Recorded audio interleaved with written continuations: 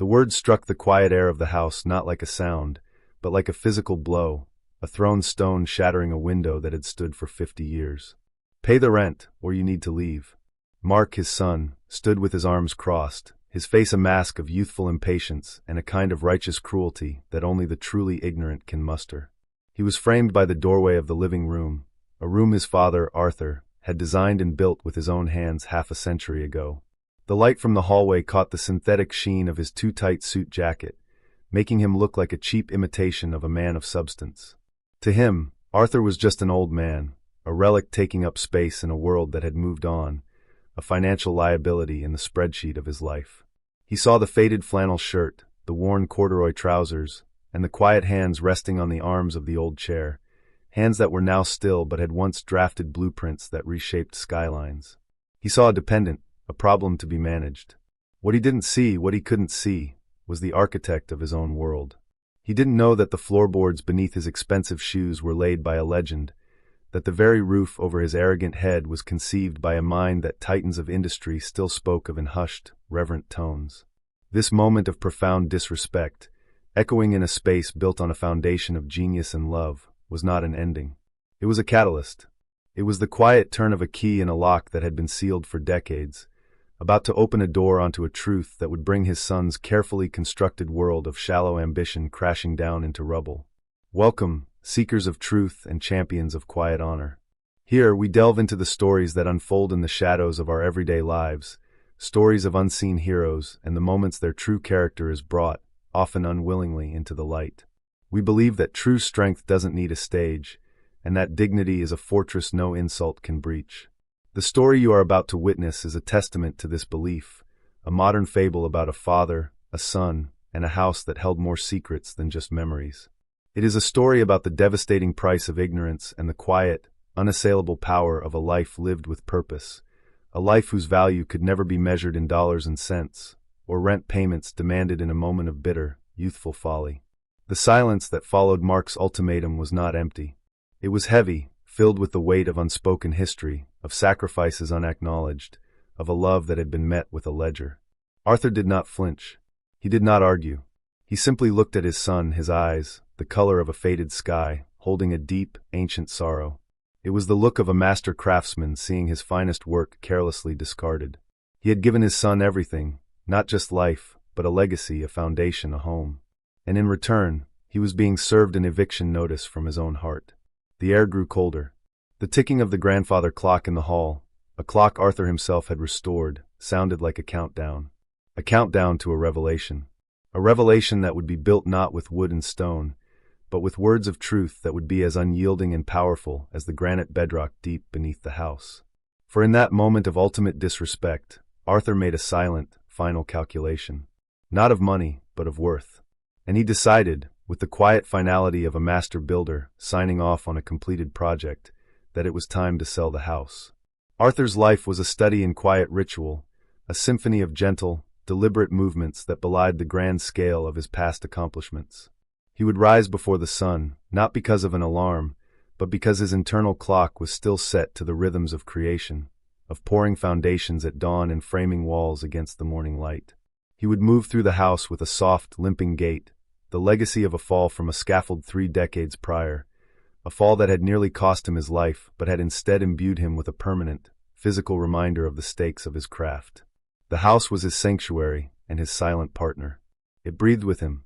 He had designed it himself, not as a monument, but as a living space, a machine for living, as one of his old heroes used to say. Every corner, every joint, every window was placed with a purpose that transcended mere function. The morning sun would slice through the east-facing kitchen window at the exact angle to illuminate the grain of the oak table he'd built. The cross breeze in the afternoon was a result of carefully placed casements, a secret he'd learned from studying coastal villas. To an outsider, it was just a well-made, if slightly old-fashioned, house. To Arthur, it was his diary, written in timber and glass. His days were simple. He'd tend to his garden, a small but meticulously kept plot where tomatoes grew with an engineer's precision and roses bloomed with a poet's passion. He read old books on architecture and philosophy, their pages soft as cloth. He would sometimes sit in his workshop in the back, a small, dusty space that smelled of sawdust and linseed oil. His tools, a collection of venerable and beautiful implements, hung in perfect order. There were Japanese handsaws with teeth like a shark's, German chisels with worn wooden handles that were molded to the shape of his grip, and yellowed blueprints rolled and tucked into wooden cubbies, diagrams of forgotten triumphs, the Vanguard Tower, the Centennial Bridge, the Harrison Foundation headquarters. He never looked at them. He didn't need to. They were inside him. He asked for nothing. He existed in the spaces his son's busy, important life left behind. He ate his simple meals in the quiet of the kitchen, long after Mark had rushed out with a half-eaten protein bar and a cloud of expensive cologne. He endured the loud, thumping music that his son played, the casual dismissal of his presence when friends were over, the subtle, constant current of disappointment that flowed from Mark. He was a ghost in his own masterpiece, a king in exile in his own kingdom. His stoicism was not a weakness, it was a shield. It was the accumulated wisdom of a man who had wrestled with physics, gravity, and the stubbornness of steel and stone. The petulance of a boy, even his own son, was a lesser force. Yet, the ultimatum had cracked this shield. It wasn't the demand for money. It was the desecration of the principle of the place. It was the attempt to put a price on the sacred. That night, after Mark had slammed his bedroom door, Arthur sat in the dark living room. The moonlight streamed through the large picture window, another of his designs, illuminating the dust motes dancing in the air like tiny, silent stars. He ran a hand over the worn arm of his chair, feeling the grain of the wood, the history. He didn't feel anger. He felt a profound, tectonic grief. A chapter was ending. A foundation was shifting. And he knew, with the certainty of a master planner, what the next structure of his life needed to be. Mark Vance moved through the world with the frictionless confidence of a man who had never been truly tested. He worked as a junior acquisitions manager at a large, aggressive real estate development firm, Harrison Holdings, a company whose name was emblazoned in steel on half the new buildings in the city. To Mark, life was a series of transactions, a ladder to be climbed, and his father was a dead weight on the rungs below him. He saw his own life as a sleek, modern skyscraper, and Arthur's as a decaying, historic building that was blocking his view and depressing his property value. His frustration, which he mistook for ambition, was a constant, simmering fire.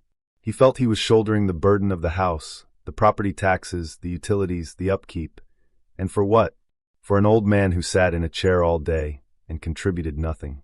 He conveniently forgot that the house had been paid off in full decades before he was born. He forgot the trust fund Arthur had set up for his education, the one he'd drained to buy his flashy car and designer suits. In his mind, his salary, which was barely enough to cover his profligate lifestyle, was the sole pillar holding up their existence. His narrative was one of self-made struggle, a complete fiction he'd come to believe. "I'm drowning here, man," he'd complained to his friend, another young shark from his office, over the phone. "I've got this huge overhead, this house, and my dad, he just sits there. It's like living with a ghost who still costs you money. I finally laid it down. Pay your way or get out. It's my house, my rules." He spoke with the absolute conviction of the aggrieved. He judged his father through the only lens he possessed, a monetary one. Arthur's lack of a visible income was, to Mark, a moral failing. The concept of a life's work already completed, of a legacy already built, was alien to him. Wealth was not something you created and then rested upon. It was something you perpetually, anxiously, and visibly acquired. His world was one of appearances. His Instagram feed was a curated gallery of his supposed success, rooftop bars, shiny watches, networking events with people he barely knew. The house, with its quiet, old-fashioned dignity, was an embarrassment. It didn't fit his brand. He dreamed of selling it, razing it to the ground, and building a sterile glass box in its place, something that would photograph well.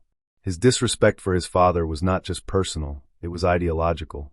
Arthur represented everything Mark was running from: stillness, silence, history, a lack of overt, flashy ambition. He saw humility as weakness and silence as emptiness. He had no idea that the CEO he so desperately sought to impress, the legendary Mr. Harrison himself, viewed the world through his father's eyes, not his own. The ignorance was a chasm, and Mark was standing on the edge, gleefully preparing to push his father in, never realizing he was the one about to fall into the abyss. The silence in the house after the ultimatum was a living entity. It pressed in on the walls, seeped into the floorboards, and filled the spaces between the ticking of the clock. Mark had expected a reaction, an argument, a plea, a flicker of fear. He received nothing but a quiet, steady gaze, followed by the soft sound of his father's retreating footsteps, the familiar, rhythmic limp echoing down the hall. This placid response infuriated Mark more than any outburst could have. It felt like a judgment, a silent dismissal of his authority in what he now considered his domain. He mistook his father's profound sorrow for passive aggression, his dignity for defiance. He slammed his own bedroom door, the flimsy modern door vibrating in its frame, a stark contrast to the solid, perfectly balanced doors Arthur had hung throughout the rest of the house. Inside his room, Arthur did not despair. A great, somber clarity had settled over him.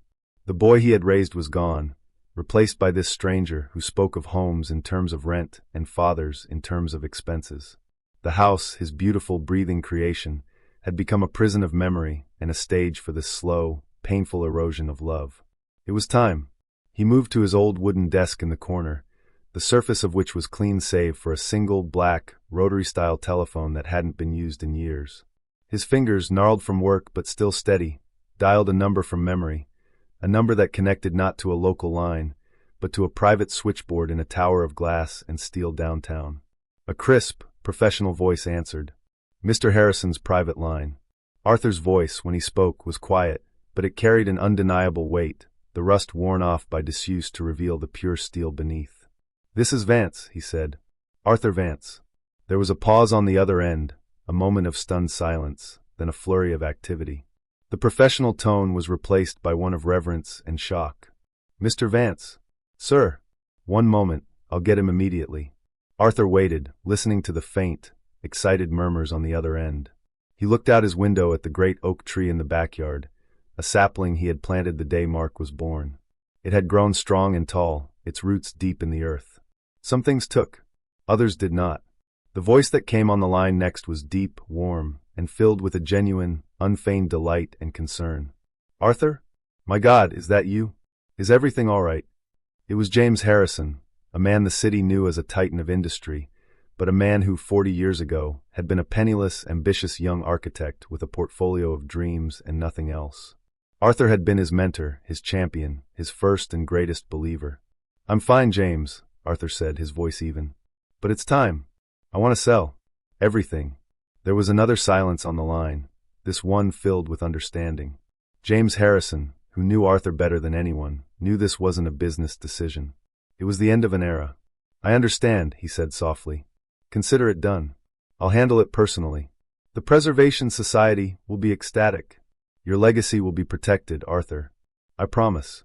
"I know," Arthur said. "One more thing, James. The final papers. I'd like to sign them here. At the house. 1 week from today." "Of course, Arthur. I'll be there myself." Arthur hung up the phone, the gentle click of the receiver settling into its cradle sealing the fate of the house, of Mark, and of a lifetime of memories. The decision was made. The architect had drawn up the final plans. The week that followed was a slow, deliberate escalation of hostilities, a campaign of psychological warfare waged by Mark against the silent, unmoving presence of his father. Emboldened by what he perceived as Arthur's cowed acceptance of his ultimatum, Mark began to physically dismantle his father's life within the house. He started by bringing home cardboard boxes from his office, stacking them in the living room with an aggressive carelessness that seemed to mock the room's quiet order. "Just getting a head start," he announced to the room, though Arthur was sitting right there. "No sense in dragging this out. Time to clear out some of this clutter." The word clutter hung in the air, a poisoned dart aimed at every object that held a memory for Arthur. The first things to be packed were the books. Mark pulled them from the shelves with no regard for their age or significance, tossing priceless first editions on architecture and leather-bound classics into a box he'd labeled old books with a thick, black marker.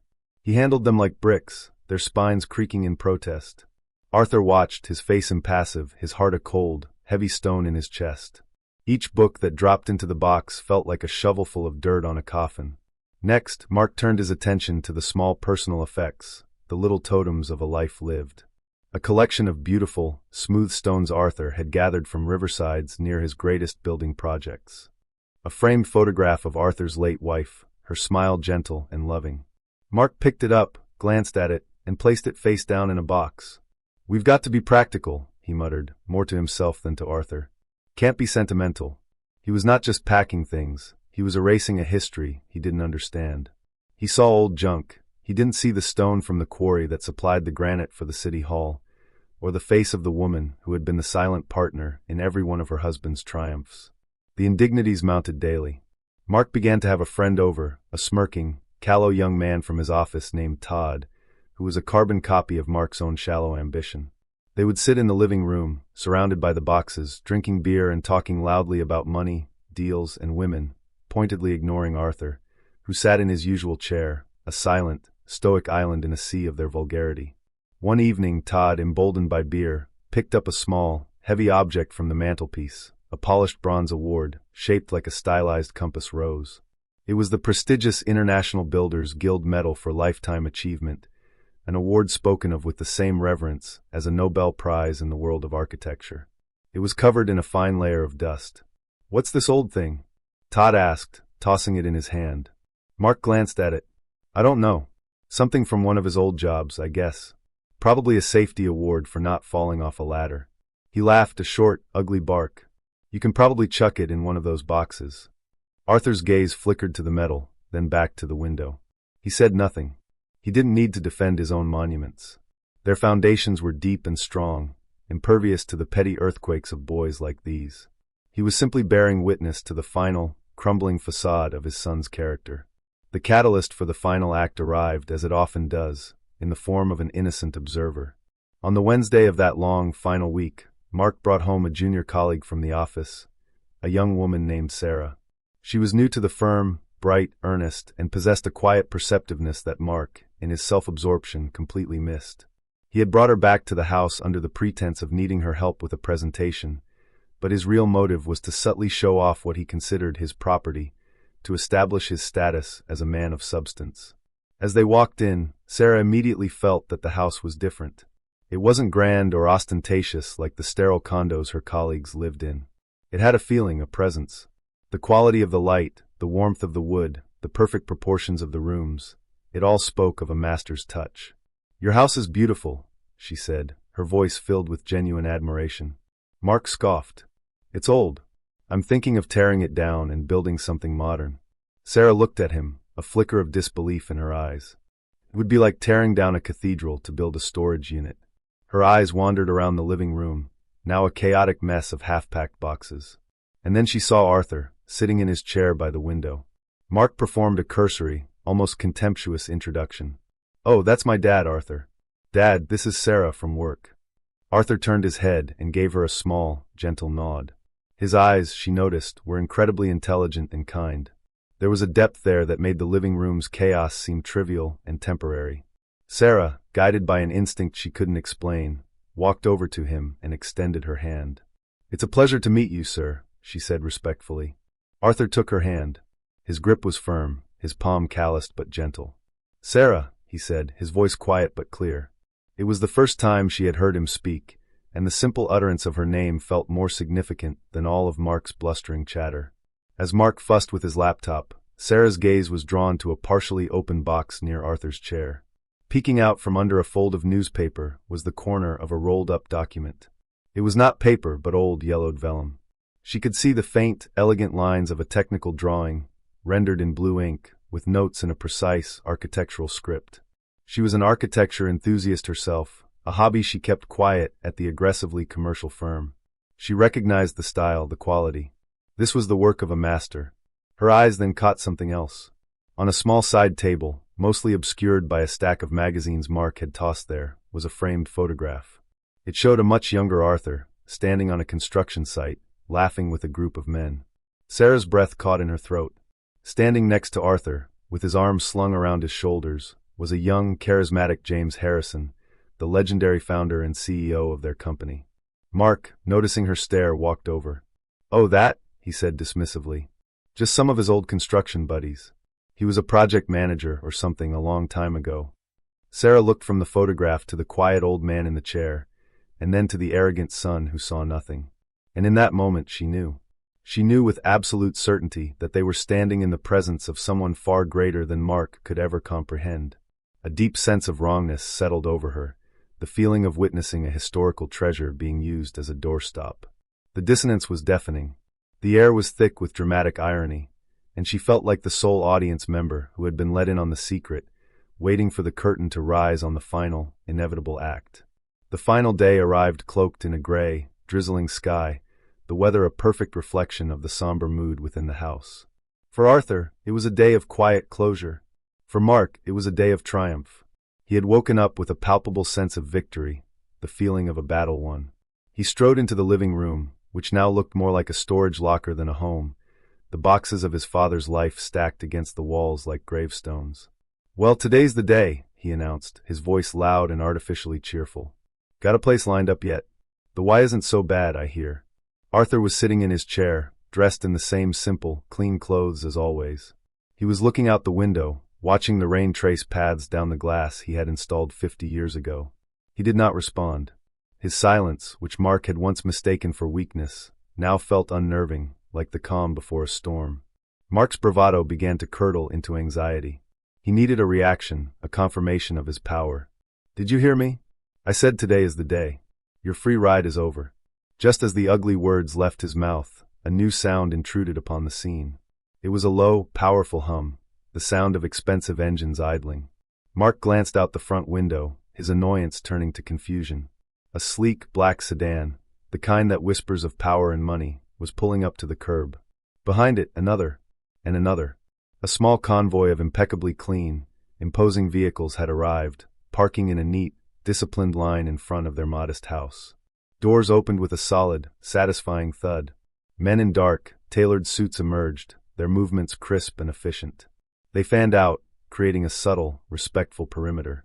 Then, from the lead car, the rear door opened. A polished, handmade Italian leather shoe, gleaming even in the dim, rainy light, was placed on the pavement.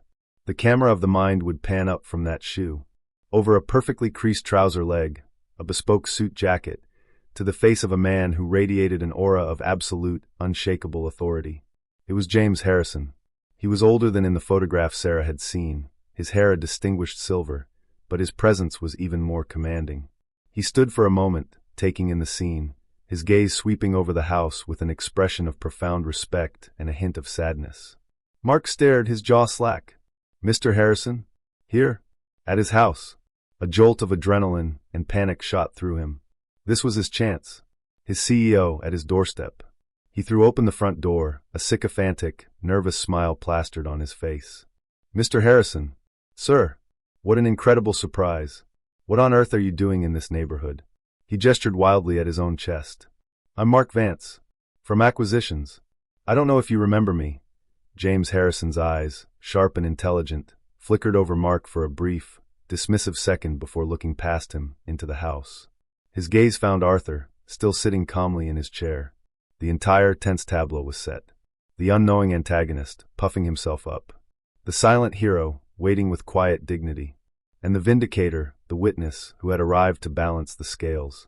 The air itself seemed to hold its breath, the rhythmic ticking of the grandfather clock the only sound, counting down the final seconds of Mark's ignorant world. James Harrison walked past Mark as if he were a piece of furniture, his focus entirely on the old man in the chair. He crossed the threshold of the home, his expensive shoes making no sound on the hardwood floors, and stopped a few feet from Arthur. The hard, corporate mask he wore in the boardroom was gone, replaced by an expression of the deepest respect and genuine affection. "Arthur," he said, his voice, a voice that could command boardrooms and move markets, was soft. "It's good to see you."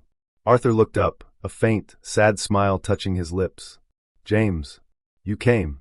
Mark, utterly bewildered, stood in the doorway, sputtering. "Dad? You know Mr. Harrison?" Harrison finally turned to face Mark, and the warmth in his eyes vanished, replaced by a gaze as cold and hard as polished granite. The full weight of his authority, the power that made grown men tremble, was now directed squarely at the stunned young man. "Know him?" Harrison's voice was low, but it filled the room, each word a perfectly placed, devastating blow. "Mark, you stand there in your cheap suit, in a house you didn't build, and you ask if I know Arthur Vance?" He took a step closer, his eyes boring into Mark's. "Let me educate you. You don't work for me. You work for a company that exists because this man, your father, gave me a chance when I was a nobody with holes in my shoes. He didn't just give me a job, he taught me everything. He taught me that a building isn't just steel and glass, it's a statement of character. He taught me that an architect's greatest tool isn't a pencil, it's integrity. He gestured around the room, at the boxes, at the general state of desecration. This house? You think it's old? This house is a masterpiece.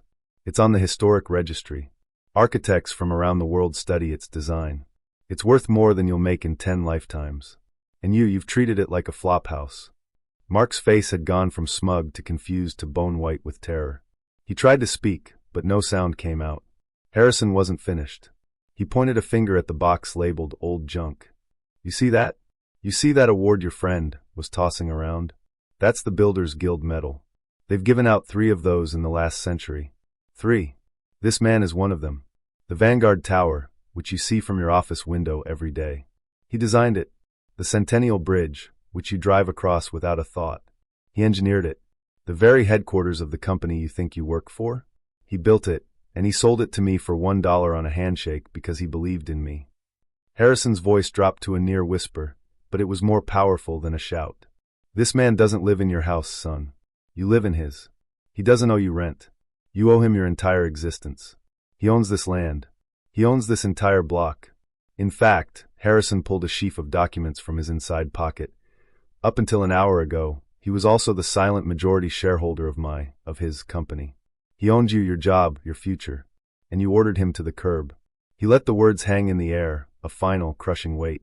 The revelation was complete. The power dynamic had not just shifted, it had been utterly and irrevocably annihilated. The silence that followed the revelation was absolute, a vacuum that sucked all the air and arrogance out of the room. Mark stood frozen, his face a grotesque mask of shock, shame, and dawning, gut-wrenching horror. The world he had so carefully constructed, a world built on a foundation of lies and entitlement, had been leveled in a matter of seconds. The old man, the burden, the freeloader, was the giant on whose shoulders he had been standing all along, while spitting on his head. His father was not a ghost in his house, he was the architect of his entire reality. The boxes stacked around the room, once symbols of his power, now seemed like monuments to his own colossal ignorance and cruelty. The label Old Junk seemed to burn with a neon, accusatory light. He looked at his father, truly looked at him for the first time in years, and he didn't see an old man. He saw a king, a titan, a quiet force of nature whose power he had been too blind and too stupid to comprehend. His own life, his job, his car, his ambition, it all shriveled into a pathetic, meaningless speck in the shadow of his father's true stature. He wanted the floor to open up and swallow him whole. James Harrison, his work done, turned back to Arthur, his demeanor softening once more.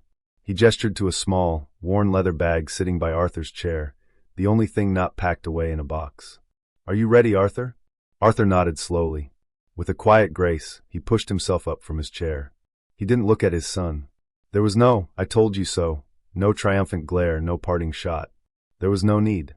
The truth was a far more devastating verdict than any words of condemnation he could have uttered. His silence was not forgiveness, it was a judgment. It communicated that Mark was no longer a factor in his equation, a failed project to be archived and left behind. Mr. Harrison gently took the small bag from his mentor's hand. He then handed Arthur the folio of documents. "It's done," he said. "The house and the surrounding properties are now in the hands of the Vance Architectural Preservation Trust. It will be a museum and a school for young architects. Your legacy is safe forever." Arthur gave a single, solemn nod of thanks. Together, the two old friends, the master and his most successful student, walked towards the door. They moved past the petrified form of Mark, who was now little more than a statue of regret. As Arthur passed, he did not turn his head, he did not acknowledge his son's existence. He simply walked out of the house he had built, leaving behind the shell of the boy he had raised. The front door closed with a soft, final click. It was the sound of a life being locked, a future being foreclosed. Mark was left alone in the wreckage of his world, surrounded by the boxed-up evidence of a life he had never bothered to understand, the silence of the masterpiece. He had tried to destroy now his only companion. The rain continued to fall outside, washing the world clean, but he knew, with a certainty that would haunt him for the rest of his days, that no amount of rain could ever wash away the stain of his shame. What is the true measure of a man? Is it the noise he makes in the world, the size of his bank account, the title on his business card? Or is it found in the silent, unseen things? In the foundations laid, not just of buildings, but of people. In the integrity of a well-made joint, the honesty of a straight line, the quiet dignity of a life lived with purpose, away from the clamor for applause. Arthur Vance was a man made of foundations. He sought no credit, for his work spoke for itself. He desired no fame, for his peace came from the act of creation, not from the recognition of it. He had built an empire of steel, glass, and concrete, but the only kingdom he had ever truly cared for was the small, wooden house where he had built a family. And when that kingdom was betrayed from within, he did not rage or fight. He simply signed it over to history and walked away, his honor intact, his spirit unbent. He left his son with the most terrible inheritance of all, the full, crushing weight of his own character. Mark was left with the house, but not the home. He was left with the assets, but not the legacy. He was left with the deafening silence of a life he had failed to appreciate, a father he had failed to see, and a future he had single-handedly demolished. The story of Arthur and Mark is a fable for our times. It reminds us that we are surrounded by giants disguised as ordinary people. The quiet librarian may have encyclopedic knowledge that could save a community. The humble janitor may possess a wisdom that CEOs would pay millions for. The old man next door may have built the world we take for granted. We judge by the cover, by the superficial sheen of success, and in doing so, we miss the profound, epic story written on the pages within. We mistake silence for emptiness and humility for weakness. We trade the durable currency of respect and honor for the fleeting, worthless coinage of ego and entitlement. And so we ask you, the members of our community who understand the value of a quiet life and the strength of unseen heroes, what do you believe is the greatest inheritance a person can leave behind? Is it something that can be counted, or something that must be earned and understood? Share your wisdom with us in the comments below. And if these stories, these reminders to look deeper and honor the quiet giants among us, resonate with your own core beliefs, then we invite you to join us. Subscribe to our channel and become part of a movement that celebrates character over charisma and substance over style. For in a world full of noise, it is the silent truths that build the most enduring legacies.